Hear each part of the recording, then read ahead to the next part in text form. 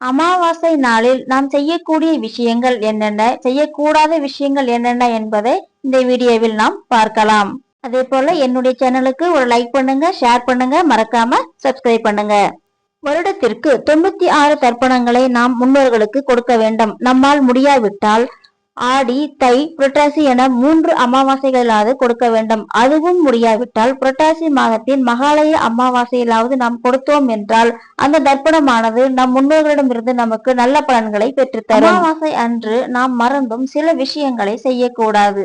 மீறி செய்தால் நம் முன்னோர்களின் கோபம், சாபம் என அனைத்தும் நம்மையும் நம் சந்ததியினரையும் வந்து சேரும். அமாவாசை அன்னைக்கு செய்ய வேண்டிய விஷயங்கள் என்னென்ன அப்படின்னா, முன்னோர்களுக்கு தர்ப்பணம் செய்யலாம், குலதெய்வ வழிபாடு செய்யலாம், மேலும் அன்னதானம் செய்யறதுனால ரொம்பவும் சிறப்பான பலனை பெறலாம். சூரியனும் சந்திரனும் இணையக்கூடிய அமாவாசை நாள்ல பித்ருக்களின் பசியும் தாகமும் அதிகமா இருக்குமாங்க. ஒவ்வொரு அமாவாசை திதியிலும் முன்னோர்கள் அவர்களினுடைய வீட்டு வாசலில் வந்து நிற்பதாக ஐதீகம் இருக்குது. அமாவாசை என்று குளித்து வீட்டை சுத்தம் செய்து விரதம் இருந்து நாம் முன்னோர்களுக்கு தர்ப்பணம் கொடுக்க வேண்டும். வாழைக்காய், பூசணிக்காய், கொத்தவரங்காய், அவரைக்காய், அகத்திக்கீரை இவற்றில் ஏதாவது ஒன்றையாவது சேர்த்து படையலிட்டு பெரியோர்களின் படத்திற்கு பூமாலை தொடுத்து சிறியதாக என்றாலும் ஒரு தீபத்தை தெற்கு பார்த்த மாதிரி ஏற்றி வைப்பது மிகவும் சிறந்தது.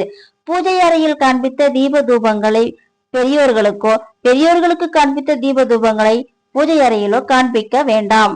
முன்னோர்களுக்கு படைத்த படையலை நாம் முன்னோர்கள் என கருதும் காகத்திற்கு மட்டுமே முதலில் வைக்க வேண்டும். நாங்க சிட்டியில அபார்ட்மெண்ட்ஸ்ல இருக்கிறோம், இங்கெல்லாம் காகம் ஏது, நாங்க எங்க இருந்து காகத்துக்கு சாப்பாடு வைக்கிறது அப்படின்னீங்கன்னா ஒரு மாட்டுக்காவது நாம அந்த படையலை தானமா கொடுக்கலாம், அல்லது அகத்திக்கீரையாவது கொடுக்கலாம். அப்படியும் முடியாவிட்டா யாராவது ஒரு அநாத ஆசிரமத்துக்காவது நம்ம போயிட்டு அவங்களுக்கு அன்னதானம் செய்வது சிறப்பான பலன்களை நமக்கு கண்டிப்பா கொடுக்கும். நம்மளால முடியும், நமக்கு வசதி இருக்கு அப்படின்னா திதி கொடுக்க வேண்டிய அமாவாசை என்று ஒரு ஐயரையோ இல்ல புரோகிதரையோ வைத்து ஆற்றங்கரையில நாம திதி கொடுக்கலாம். அப்படி முடியல, அதுக்கெல்லாம் எனக்கு வசதி இல்லை அப்படின்னா நம்ம வீட்டிலேயே எள்ளையும் தண்ணீரையும் இறைத்து தர்ப்பணம் செய்யலாம். அப்படி இறைக்கக்கூடிய எள்ளும் தண்ணீருமானது நம்ம கால்களில் மெரிபடவோ அல்லது முளைத்து வரவோ கூடாது. அதனால சிம்பிளா நாம சிங்கிளா இறைக்கிறது ரொம்பவே நல்லது. சரி, அமாவாசையில செய்யக்கூடாத விஷயங்கள் என்னென்ன அப்படிங்கறத பாக்குவோமா? அமாவாசை அன்னைக்கு காலையில வீட்டு வாசலில் தண்ணீர் தெளிக்கலாமே தவிர கோலமோ, குறிப்பாக அரிசிமா கோலமோ போடக்கூடாதுங்க.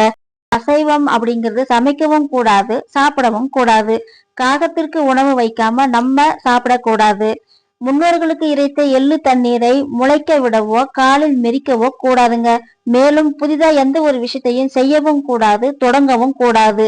குறிப்பா பாத்தீங்க அப்படின்னா சுப நிகழ்ச்சிகளான கிரகப்பிரவேசம், பால் காய்ச்சறது, புது வண்டி வாங்குறது, நகைங்களை வாங்குறது, இந்த மாதிரி விஷயங்கள் செய்யக்கூடாது. தலைக்கோ அல்லது உடம்புக்கோ எண்ணெய் தேய்த்து குளிக்கவே கூடாது. அமாவாசை அன்னைக்கு பகல்ல தூங்க கூடாதாங்க. அது மட்டும் இல்லாம அமாவாசை அன்னைக்கு வீட்டை துடைக்கவே கூடாதுன்ற இந்த மாதிரியான விஷயங்கள் எல்லாம் நம்ம முன்னோர்கள் சொல்லி வச்சிருக்கிறாங்க.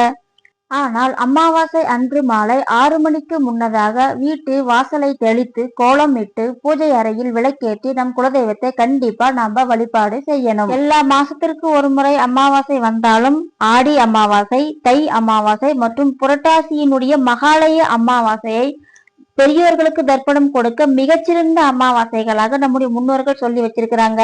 அதனால நம்மவும் நம்மளுடைய பெரியோர்களுக்கு அமாவாசை நாளில் விரதம் இருந்து முன்னோர்களின் ஆசியையும் அருளையும் பெற்று வளமாக வாழலாம். இது போன்ற மேலும் தகவல்களுக்கு என்னுடைய டிடிஎஸ் ஃபேமிலி சேனலை சப்ஸ்கிரைப் பண்ணுங்க, ஒரு லைக் பண்ணுங்க, ஷேர் பண்ணுங்க, மறக்காம கமெண்ட் பண்ணுங்க. மேலும் ஒரு பயனுள்ள தகவலோடு அடுத்த வீடியோவில் சந்திப்போங்க. நன்றி, வணக்கம்.